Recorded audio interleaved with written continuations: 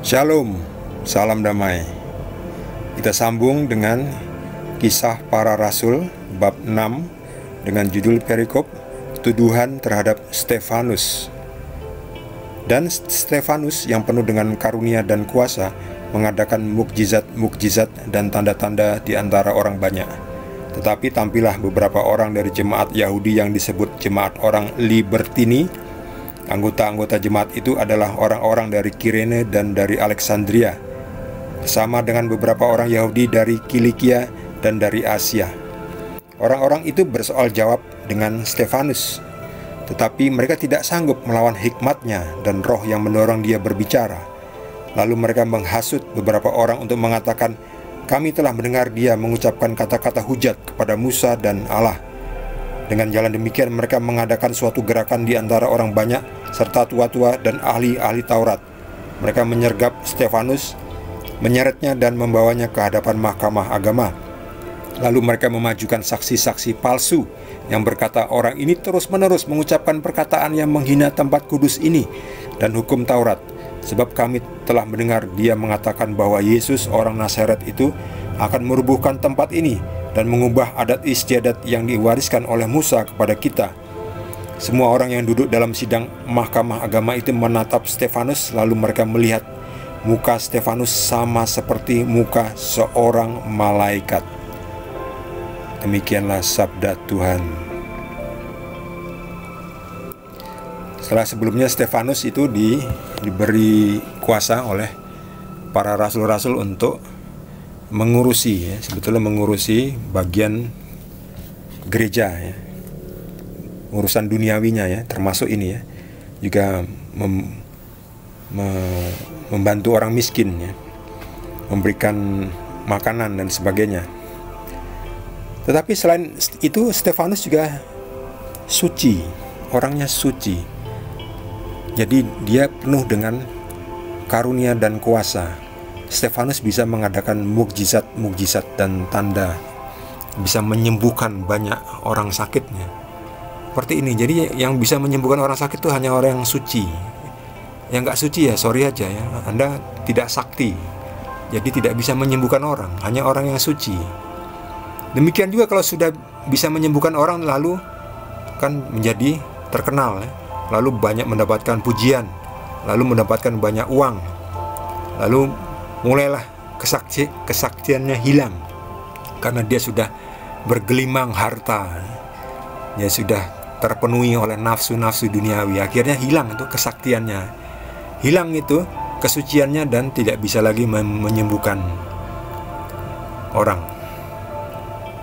Nah, banyak sekali orang-orang Yahudi itu yang tidak suka melihat Stefanus ini yang bisa mengadakan banyak mukjizat dan tanda.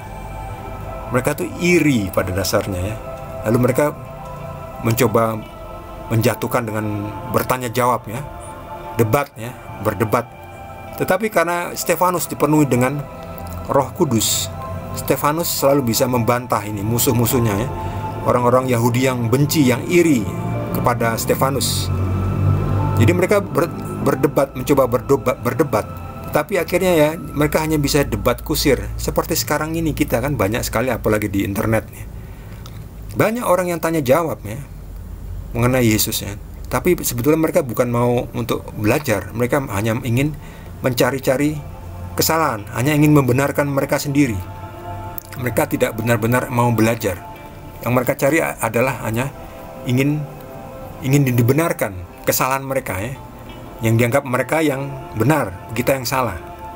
Itulah mereka akhirnya hanya debat kusir, karena mereka tidak bisa membantah apa yang diajarkan oleh Roh Kudus. Karena Stefanus juga penuh dengan roh yang bisa mendorong dia berbicara. Jadi semua yang Stefanus katakan itu berasal dari Roh Kudus. Jadi Stefanus memiliki hikmat tidak bisa dilawan. Lalu mereka mulai mencari cara menghasutnya. Ini udah curang lagi, menghasutnya. Menghasut. Jadi mereka mulai melakukan sedition atau hasutan, fitnah.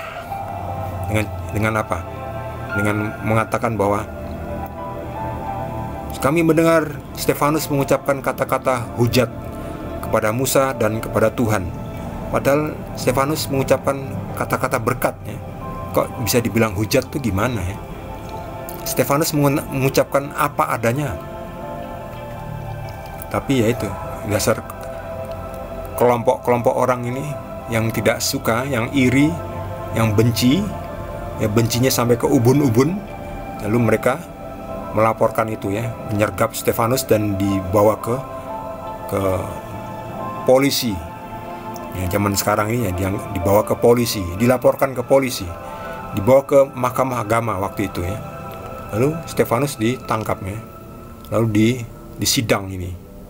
Ya, kayak seperti sekarang ini kan, banyak sekali ya orang-orang yang berkata apa adanya itu tidak disenangi, lalu dilaporkan polisi, lalu dicari-cari aja kesalahannya. Seperti itu. Seperti ini katanya.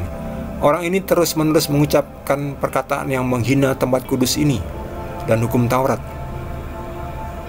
Sebab kami mendengar bahwa dia mengatakan bahwa Yesus akan merubuhkan tempat ini dan mengubah adat istiadat yang diwariskan oleh Musa kepada kita. Merubuhkan tempat apa? Yang dimaksudkan Yesus adalah rubuhkan bait suci ini dan aku akan mendirikannya 3 hari. Itu maksudnya Yesus memang mengatakan itu, tetapi bukan berarti lalu Stefanus menyuruh orang lain untuk merubuhkan bait suci. Bukan itu maksudnya. Jadi dasar tidak senang akhirnya dicari-cari kesalahan. Orang yang tidak senang itu hanya bahagia melihat orang lain dihukum, orang lain susah. Orang yang tidak bersama Tuhan itu senang melihat orang-orang yang mengucapkan kebenaran itu ditangkap, dihukum. Mereka senang seperti itu. Tetapi mereka melihat ketika Stefanus disidang itu, mereka melihat muka Stefanus sama seperti muka seorang malaikat ya. Terpancar kesuciannya, dipenuhi oleh Roh Kudus, didampingi oleh malaikat. Meskipun nanti di perikop berikutnya Stefanus akan dihukum rajam ya, dilempari sampai mati.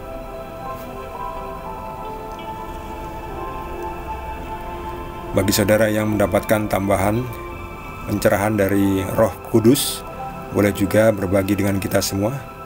Bagi yang belum subscribe, jangan lupa di-subscribe. Kita akan lanjutkan dengan perikop berikutnya dari Kisah Para Rasul. Terima kasih. Tuhan Yesus berkati kita semua.